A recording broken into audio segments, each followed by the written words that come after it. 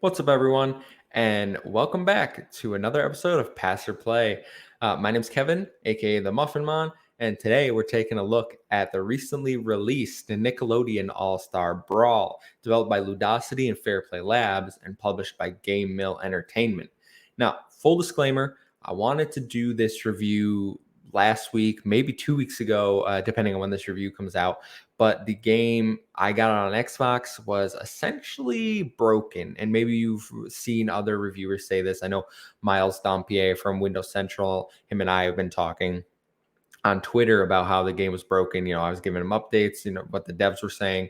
So we're basically unable to play this game from launch day until October 11th when the patch went live on Xbox, which was meant to fix the matchmaking, which you couldn't find a game outside of lobbies, which you had to set up yourself, finding people in Discord. So you couldn't matchmake. And then there was also massive screen tearing issues in this game. Lots of stages didn't work at all. But patch seems to have resolved those issues. There are still some lingering bugs that some players will get. If you go look in the Discord and the bug report channel, there are quite a few bugs in there that still need to be worked out depending on your platform. I haven't personally run into many bugs except the occasional clipping through the stage in an attack on certain stages. But overall, it's been a pretty good experience. However, one bug you still will get, and this one I have gotten quite a few times, is when you click quick play, your game might crash on Xbox. It is a bug the devs are aware of. They're looking into it. It seems to be affecting last gen consoles more than the series consoles on Xbox. So just be aware if you are looking to pick this up, you might encounter that. Don't worry, just load back up your game, try again. It's fine. It's going to get fixed. Especially because shout out to the dev team over at Ludosity and Fair Play Labs. They're super engaged. They're talking to the community. They've talked to me multiple times. They're committed to making this game amazing. But I said I'm pretty high on it. How's the actual game? When you first look at Nick All-Star Brawl, you might just think, oh, this is just a Super Smash Brothers clone. But I do want you just set that bias aside for a minute. I know Smash is the platform fighter. We'll say it's the most popular one. It's the one everything gets compared to for good reason because it's kind of mastered the formula. But platform fighters are a subgenre within the fighting game community. Smash is not the only one. There are games like Rivals of Ether, Slap City, which was developed by Ludosity. So the devs actually have their hands in this community. They've made this type of game before. This is their second go around. They were given some money by Nickelodeon, not a lot. This is still an indie game. And I think overall, Nick All-Star Brawl actually stands apart from Smash and stands on its own 2 feet with good gameplay mechanics and focusing on the competitive scene. Instead of video game characters like Smash Brothers, you have cartoon characters from Nickelodeon.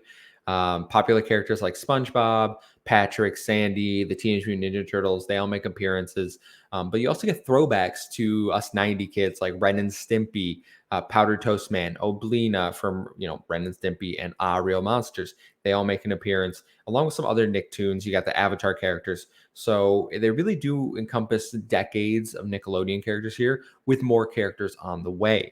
They already have confirmed 2 additional post-launch characters are going to be coming for free, and then DLC characters are going to come. So if you want the likes of like Angry Beavers, there's still a chance. That's my personal top pick for characters I want. I want them Ice Climber style in there. You guys know I'm a big Smash Brothers fan. So what Nick All-Star Brawl does different from Smash is removes items and really does focus in, as I said, on the competitive 1v1 nature. Stock matches and 1v1 are the standard for competitive play and quick play in this game. You have a rating system. You can play for just fun. You do have the ability for other matches like timed, which you can do in lobbies. And I'm not sure if there's an option for quick play. It doesn't seem to be, but lobbies is certainly if you're more of a timed person, and you can go into local battles and play CPUs and arcade mode. So those are all there. But for the most part, it focuses A lot on competitive. You have a lot of tech you have to learn. You have a much higher skill ceiling, in my opinion, than Super Smash Bros. Ultimate. As someone that has put thousands of hours into Smash Ultimate, has competed in tournaments, I think that this game is a lot more technical than a game like Smash Ultimate. I would say it's more akin to Melee if we're looking for a Smash counterpart. It's incredibly fast. It'll certainly do a number on your hands if you're playing at a high level. Instead of like air dodges in Smash Brothers, you get an air dash, which can be used for recovery or it can be incorporated into combos. So if you're doing up air, you can air dash to hit someone, hit a spike perhaps, or if you hit your opponent far away with a strong attack, you can jump, dash over to them, and finish them off. There are a lot of incorporations. It makes wave dashing way easier, which I know you guys are all probably like, he's just throwing terms at me right now. Wave dashing is vital for this game. I will say that right now. You need to learn to wave dash and perfect it. It's really not that hard, especially in a game like this.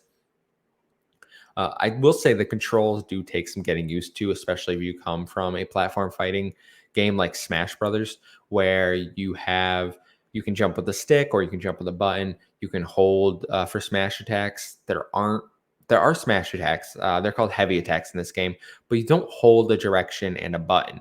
You have a specific button dedicated to heavy attacks, light attacks, and special attacks. That means that you don't hold things. You just hit the button, and there's only three directions: up, neutral, and down. So there is no forward or back smashes or light attacks. So that's going to take a little getting used to. I believe if you hold forward, it just counts as neutral. So be aware of that. Will take some getting used to. The trigger, like I said, no longer air dodge. It's air dash. You can taunt, and then instead of a shield, you do get a block, but it leaves you very vulnerable to a grab. It's not the same as you can teeter if you hit them if you hit them while they're in a guard state and they're near an edge, they will come out of their guard state. Otherwise, I don't believe there's any way to break their guard without grabbing them. You're just going to have to wait and punish them after the guard. The guard is really meant to be there to block those heavy attacks and then try to punish with the end lag. But Nick All Star Brawl offers 20 different characters at launch. And like I said, there are more coming. They have 20 stages, one for each character. And a few of them have been deemed legal for competitive play, which you will see if you go to the competitive playlist in this game.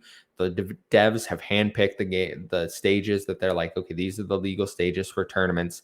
This is how we want things run, which is completely different than what Nintendo does. They take a very hands-off approach. They're like, yep, we're gonna leave this up to the Smash community. You guys decide the rule set. You guys decide stages. You turn those items off. Ludosity is like, yo, we're gonna make sure that competitive is as good as it can be, and that's why they threw in rollback netcode. And if you don't know, rollback is the gold standard for fighting games. You basically need to have rollback in order to have your online game taken seriously for a fighter. That's why Guilty Gear, Melty Blood, those type of games are adding rollback netcode and have it in their current iterations. So it really does appeal to maybe hardcore fighting fans more. I know this game is getting a lot of praise in the Smash community, especially among Melee pros. I will say, as just an aside, a little critique here, because the game's not perfect. I'm raving on about it. The game is pretty bare bones. There's only local battles, arcade mode, and then online consisting of, like I said, competitive, quick play, and lobbies. For fighting fans that'll be spending the majority of their time online, this is probably fine. They'll do some arcade runs. They'll play some local matches if they have other pros over or people that are really into the game. But most of the time will be spent online playing against the people they don't live near, just grinding that out. For casual fans, this game might leave them wanting.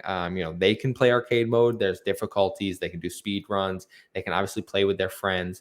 But I don't think that it has the same casual appeal because it doesn't have items. It doesn't have a story mode. It does have something called sports mode, which is basically a battle where you and your opponent can have different kind of balls and you have to throw them through hoops. You can do a soccer ball. You can do a football. You can do a yarn ball. The physics are different for everyone. They all react differently. So you can battle out there. That's a little casual fun. It's a goofy game mode. So they certainly have tried something, but is that game mode something keep everyone engaged long enough. Like, it's not the wackiness that you get with items in Super Smash Brothers. So that's there. I don't know if that's really enough for casual fans. The game is also missing some quality of life stuff at the moment. The devs have confirmed that alternate colors and costumes are coming. They're open to the idea of adding voice acting, which it currently doesn't have, I believe, just because they have to pay all the voice actors, copyrights for lines.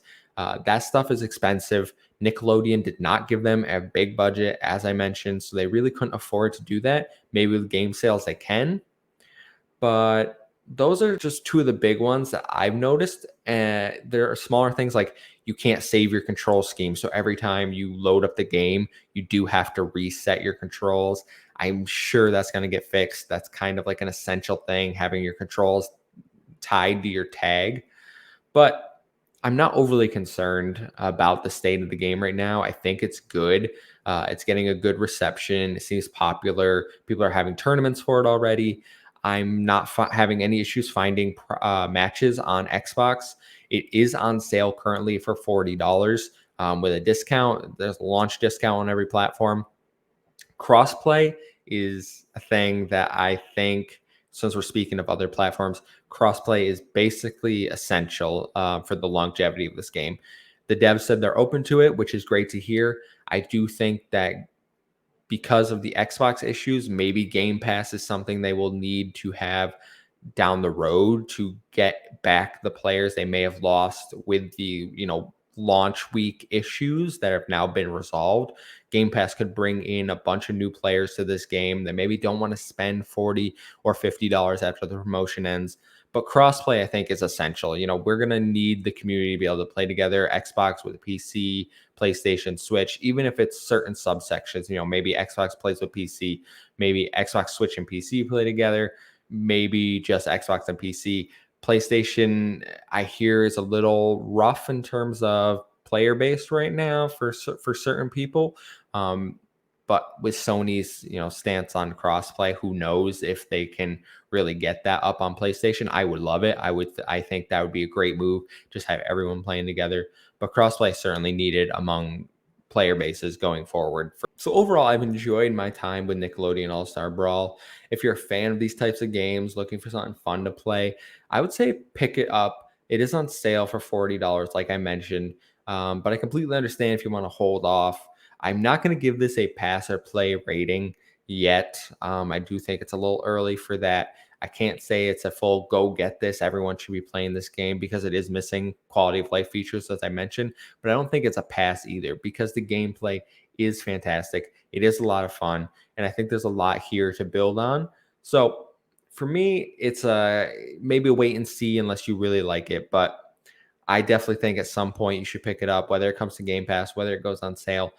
It's a lot of fun. Xbox needs more games like this. It's on, like I said, it's on other platforms, but we have Smash on Nintendo Switch. We have fighting games on PlayStation.